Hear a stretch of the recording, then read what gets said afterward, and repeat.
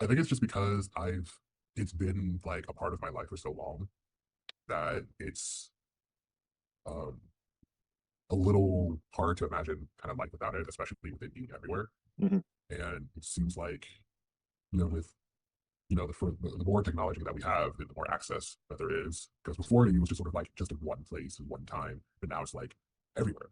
Yeah. So I feel like just the accessibility of it makes it a little difficult.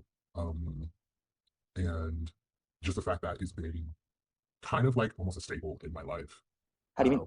Whether well, it's always well, it's something that's what it's something that like if I was bored or horny Mm, or whatever, and it was kind of one of those things where it was because it's like everybody does it, just nobody really like talks about it unless they're actually talking about it. right. So So it was your kind, and correct me if I'm wrong, but it was your kind of default mode. If you're stressed, default to pornography. If you're bored, default to pornography. If you're horny, if you got nothing to do, default to pornography. um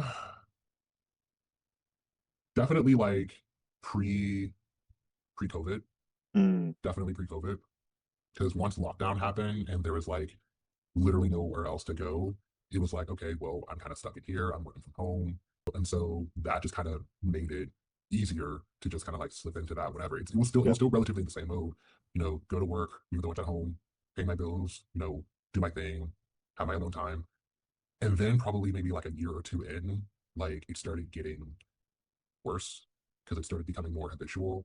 It started getting Really, really quick. as I guess the pleasure ceiling started to rise, the intensity of it started to rise as well, until it got to a point where I started feeling worse about myself than better, like setting hard boundaries with myself. Where it's just sort of like, if this is going to make me feel like this again, then like it's not, I can't do that.